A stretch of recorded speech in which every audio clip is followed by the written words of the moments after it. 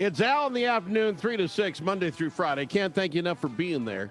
I don't know what to do with you, Representative Munson. I've always liked you, but you pushed me to the technical edge. I'm on the, not the cutting edge, the bleeding edge of technology, and it's your fault, sir.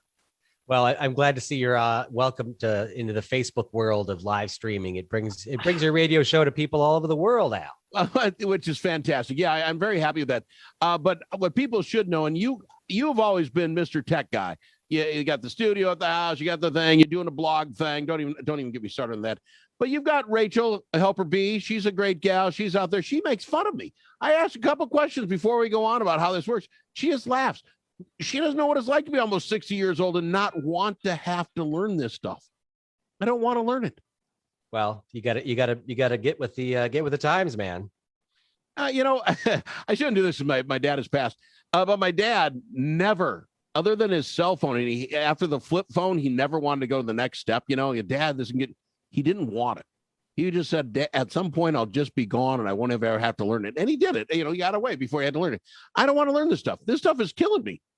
Well, you're up on technology. Look, you're broadcasting from your home. You don't have to drive to work. You could be sitting in a little tin box somewhere out in the farm field for Radio Mankato. Instead, you're in your home, and that's awesome. There's a little point to that. You got it. All right, sir. We are doing this thing called a special session. Yeah. You guys are in it now. This isn't like the last 14 when the governor said, I want to have my special powers, and you guys all got together, voted, then you all went home again. You're in a special session now, right? Because the session's over. We are in a special session because the governor has once again extended his emergency powers, and we need to be given an opportunity to end his emergency powers. And we can also take advantage of the fact that we didn't do our job during the legislative session to actually get a budget put together. And the money for the state runs out at the end of this month on June 30th. So we need to work on figuring out how to fund the state for the next 2 years. Let's take this bite size, one thing at a time. So I don't remember what the technical number is, number of people that get it or died from it, or, that sort of thing that made us a pandemic.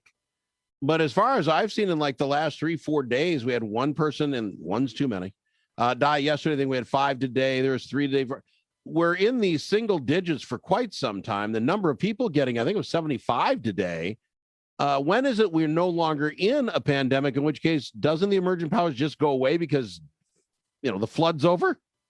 Yeah, there's no number that we have to hit to automatically end the emergency. It's the governor. Certainly the pandemic. I mean, the pandemic definition is just that it's prevalent in many places.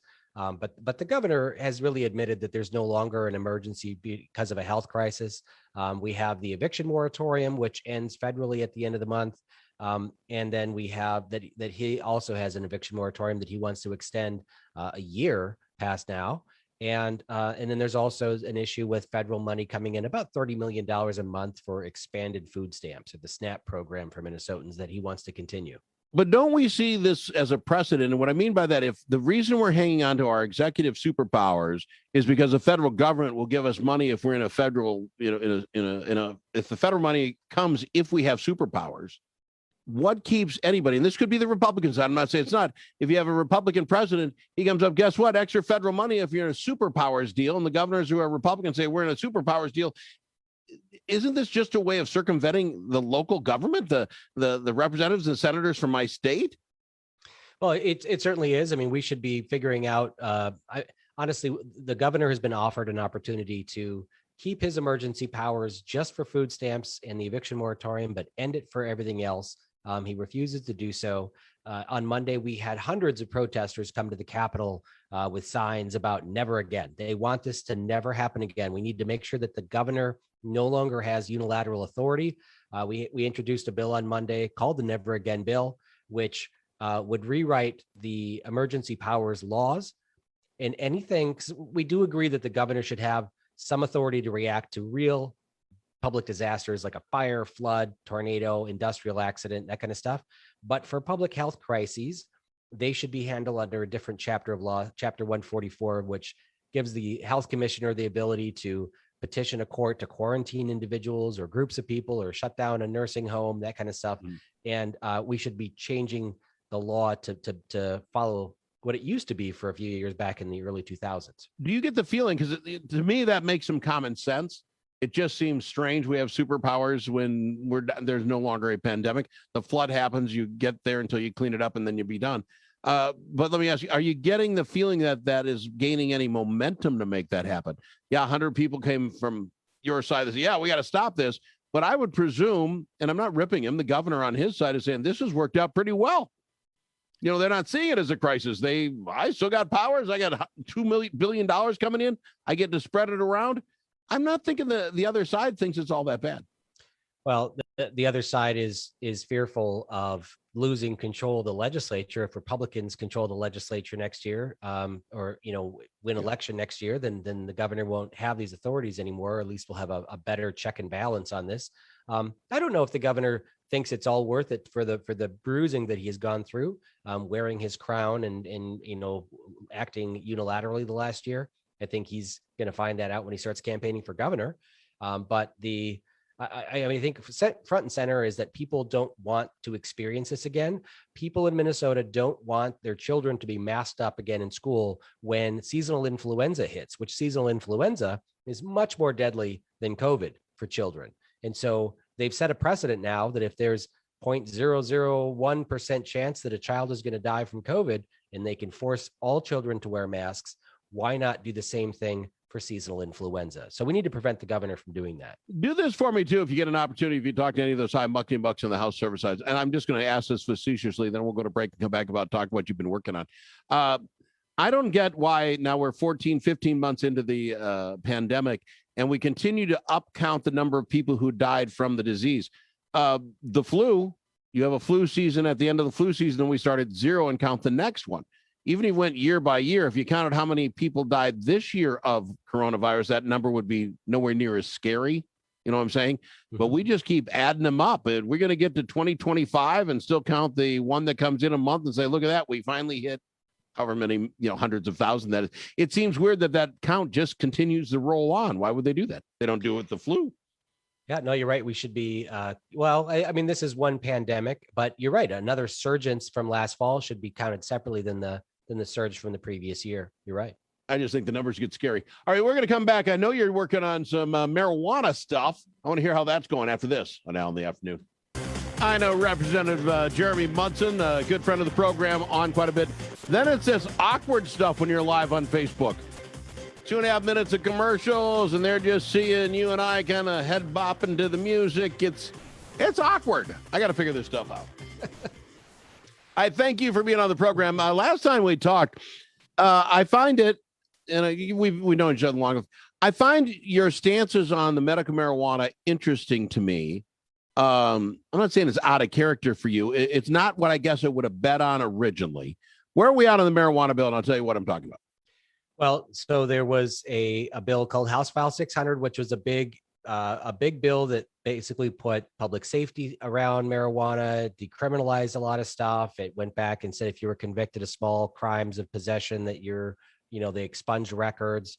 They put around a framework on how to deal with employers, that they could police their employees and prevent, basically not hire employees that did marijuana, but legalized it and expanded the medical program. Instead, that bill didn't pass. The Senate Republicans passed a bill, which I call the backdoor legalization program, which expands the medical cannabis program to include what's smokable, so people can smoke it. Right now, all you have is oil. 35 other medical cannabis states allow you to smoke it. And so by allowing you to smoke it, all it takes is a doctor to give you, that says you have a qualifying condition. They put you on the registry, and there's now 50,000 people, thousands of veterans on that registry list. The problem that I have is that anybody that's on the medical registry loses their right to own guns. And that is a big deal for me. And so if you choose not to use opiates to deal with your pain or other drugs for PTSD, and you think medical cannabis is good and your doctor recommends it, you shouldn't lose your right to own guns. And so I have a bill that I've introduced. I got that bill amended onto House File 600. All the Democrats in the House voted for expanding and protecting gun rights. And I'm trying to get that bill through the Senate now in the conference committee to be part of the public safety bill to guarantee that if you are on the medical cannabis registry, your doctor submitted your name, that you will not lose your right to own a gun, buy a gun, have a carry permit, We have a legislator who didn't even buy medical cannabis, but his name was submitted to be on the registry because he has MS, and he lost his permit to carry. And so, I like don't get me wrong. Your stance on the gun thing, I completely agree with. I don't think you lose your constitutional rights because a doctor says you need medical marijuana for your PTSD. I'm not there. The stuff with the opioids and not the businesses being able to hire you, not hiring you because you do medical marijuana. It's back to now my boss, whoever boss X, has the ability to say, wait, your doctor prescribed you medical marijuana. I'm not hiring you, or I won't hire you. You can't be fired.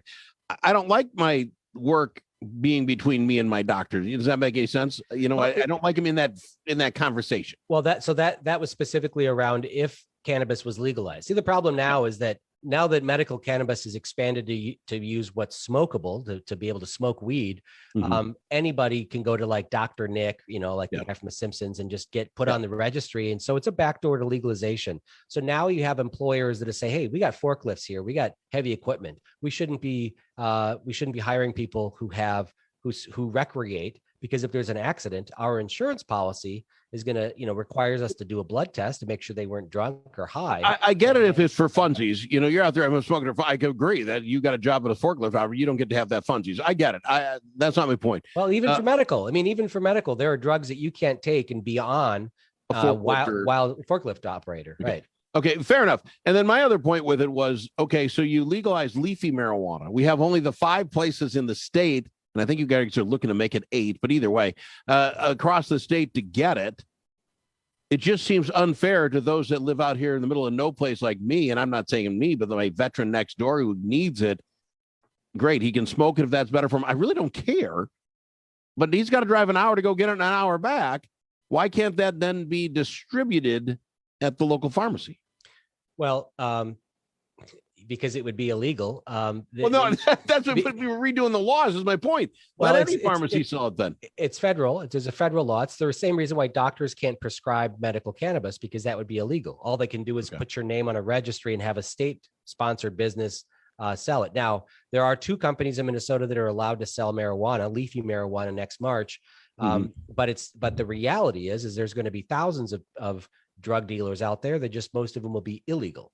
And that's why my concern around the black market, I don't like the bill that was passed by the Senate Republicans, because it just allows these 2 companies to sell it. And there's going to be, I would say 90% of the marijuana that's sold next year is probably going to be on the black market, because they didn't address setting up a framework of dealers. And this is all passed because that now it's law enforcement as well. Law enforcement picks up Joe Bob, whatever, and he's like, hey, wait a minute, I think he's high in marijuana. I've got marijuana in my pocket. Oh, I got it from my prescription. Right. Whether it did or not, you can't look at a leafy marijuana and say, no, that's prescription marijuana, because at least with pills, they have the stamp and stuff like, you can tell it's a real pill. You know what I'm saying? How in the world would you ever tell the difference between medical and not? You cannot. And that's what my concern was. And I think that with South Dakota passing recreational marijuana, there's going to be more of it in our streets. And we have to address the fact that people are going to be recreating with it. I appeared at a press conference today with Ryan Winkler, who's the House Majority Leader, the Democrat, and other Republican senators and House members to talk about decriminalizing marijuana, small amounts of marijuana, because in Minnesota, you can get caught with you can get caught with a joint and it's just a fine. It's not criminal. It's a small penalty. It's a fine. But if you get caught with 2 gummy bears, it's a felony and you lose your gun rights forever. We need to address the criminalization of THC containing edibles that people bring back from Colorado and such, or a medical cannabis patient of another state comes here because medical cannabis is legal and they get caught with gummy bears, they get a felony. They can go to jail. It's just amazing. Even the conversation, they get called the gummy bears, you have a felony. It's just the terminology is interesting to me. I only have enough time, and that's already been passed. We're not stopping that. That train's down the road, right? Right. And so I'm trying to help, protect gun rights that this is going to impact, so we don't have hundreds of thousands of more people lose their gun rights because their doctor puts them on the medical cannabis registry. All right. Fair enough. I've only got about 2 minutes, sir. What's going on? What will we get done? I read somewhere they thought it'd take at least 10 days to get this budget done. Do you have any over and under? If we're going to gamble, we don't gamble here. If we're going to gamble, the over and under that this gets done before the end of the month? Yes, no? I think it's a greater than 50% chance. Tomorrow is the first day that we'll be voting on legislation. There are 4 bills calendared. The big energy pork bill with commerce junk and tons of solar handouts and fueling slavery in third world countries to assemble all this stuff in electric car junk, and ag bill and a couple of others. But we're going to start voting on bills. We'll see how far Republicans in the House drag things out. As we say, they drop the plow to slow things down, to try to negotiate other positions. But we'll see what happens. I suspect we'll get through most of the budget bills by the end of next week. Let me ask you, you get these 4 big bills, they come to you, they went through a conference committee supposedly, so there's some Republicans that had some input. You obviously can't read all this stuff that comes out in with any nuance. I mean, you might read it all, but oh my goodness, by the time you look at all this, it has to do with this, it gets mind numbing. How does this work? Do the people on that committee come out and say, Representative Munson, this is good because of this, this, and this? Yeah, somebody might question you on this, but you can't be an expert on every bill you have to read and sign, or both. No, but that's why we caucus. So I just before this radio show, I got out of a caucus. We've spent hours going through the 4 omnibus bills, bill summaries, financial spreadsheets to talk about the bills and all the amendments that are being offered. And then the amendments come out an hour from now, so we can go through all the amendments. It's a lot of reading, but the biggest thing is that once these pass the House, they go to the Senate, they can get amended, and they come back at the last minute. For those at the last hour, it's very difficult to get through thousands of pages of legislation. Well, and that's my point. I just wonder how much anybody actually knows what ends up happening. I would use Nancy Pelosi, but we'll know what's in it when we get done and voted in. I just hate that. So you think we'll get done on time or before the shutdown? I know that everybody got their shutdown notice, right? All public employees, not essential, got a letter saying, don't plan anything in July. Well, Minnesota's history is that we go into a shutdown, but then we end up paying them full pay in arrears. So it's basically a free vacation for state employees. Yeah, but they've got all that, and that's all. Somebody told me it's almost $50 million to send all that out, get it prepped. It costs us $50 million, even if we don't end up doing it. Is that roughly right?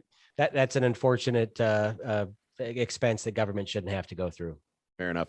Representative Munson, love having you on. We'll get you back next week, and hopefully we'll be on the cusp of getting all this done. Fair enough? Thanks, Al. Yeah, sounds great. Representative Jeremy Munson on Al in the Afternoon.